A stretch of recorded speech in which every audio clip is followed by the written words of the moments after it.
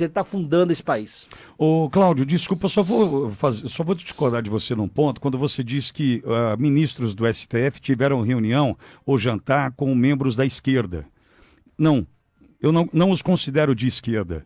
Eu os considero oportunistas por conveniência, é só por conveniência, porque quando a gente fala de Rodrigo Pacheco, quando a gente fala de Renan Calheiros, quando a gente fala de Cátia Abreu, a gente não está falando da esquerda. A gente está falando de abutres da política brasileira, abutres, que estão em cima da caniça, tá? Então, é muito importante que a gente entenda o seguinte: quem é que ao longo da história do governo do Fernando Henrique, porque eu preciso te lembrar, Fernando Henrique e Lula, PSDB e PT, amigo, é a mesma coisa.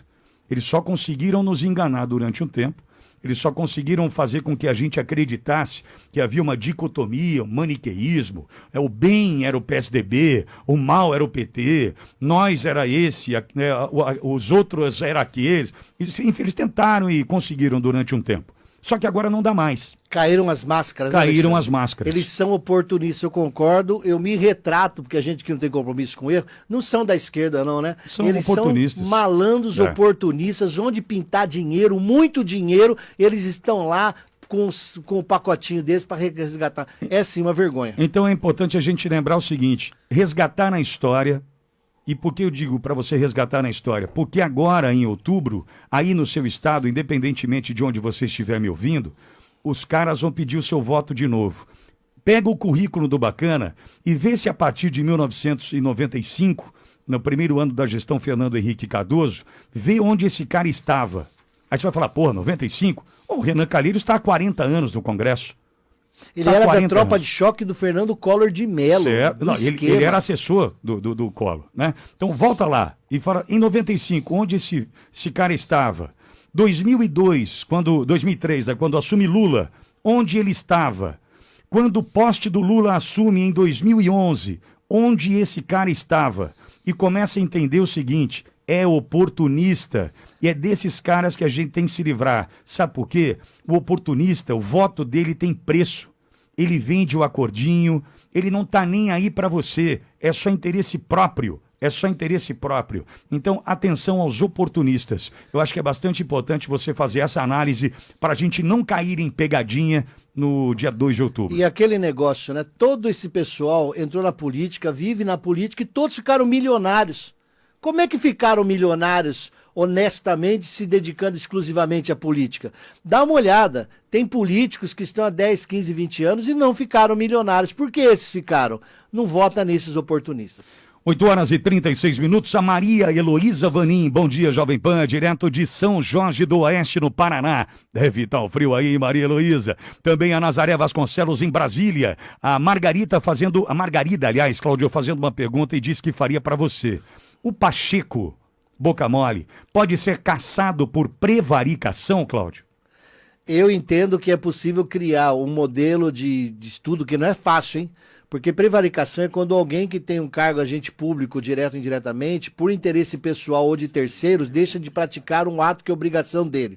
A Câmara, o Senado, ele permite que as pessoas, que o presidente decida, que a gente chama de poder discricionário, se toma uma atitude ou não. Mas mesmo assim, quando a gente analisa tudo que o Supremo tem feito, eles analisam os princípios constitucionais. E o Pacheco, se você fizer um estudo acurado, você vai conseguir identificar inúmeros atos em que ele deixou de cumprir princípios constitucionais, deixou de obedecer os artigos da Constituição que estabelecem quais são as responsabilidades do presidente do Senado, e é possível sim entrar com pedidos de impeachment do Rodrigo Pacheco. Espero que colegas na advocacia façam isso pelo país inteiro, porque é uma liberdade que a democracia nos permite peticionar e eles têm que aceitar. Ô Cláudio, prevaricação, acho que é importante a gente traduzir o termo, porque eu não sei se é de comer ou de passar no cabelo. O que é prevaricação, Cláudio? Prevaricação é um tipo penal, um crime identificado no Código Penal, que fala que quando um agente político, um funcionário público, alguém que é ligado à administração pública, quando ele deixa de praticar um ato que é obrigação funcional dele, por conta de interesse pessoal ou em defesa de interesse de terceiros. Então, quando você puxa a sardinha para proteger alguém usando a estrutura pública e deixa de cumprir sua obrigação, você comete um crime chamado prevaricação. É crime para funcionários públicos. Então, se você fizer um estudo, levantamento, um monte de coisa, é possível achar, sim, senhor, indicativos. Cláudio, então eu estou concluindo aqui que a Margarida está fazendo essa pergunta para você, porque quando o Alexandre de Moraes, o Tupete, quando o Alexandre de Moraes rasga a Constituição, cria inquéritos e prende pessoas por crimes que não estão tipificados no nosso Código Penal, como crime de opinião, quem pode contestar as decisões tomadas pelo Supremo Tribunal Federal e pelos seus membros ali é o Senado, a partir do momento que ele pode convocar um ministro do STF para esclarecimentos e uma posterior decisão de colocar pedidos de impeachment na mesa para tentar, então, empichar um ministro do STF. É aí que a Margarida deve estar me perguntando assim, exatamente, porque o Pacheco, o Boca Mole não colocou na mesa, primeiro lugar, a convocação para ouvir o Alexandre de Moraes, que rasgou a Constituição. E, em segundo lugar, ele não abriu nenhum processo de impeachment. Talvez seja esse o sentido da prevaricação, né? Ele deixou de cumprir o seu dever funcional a partir desse ponto, não é não, Cláudio?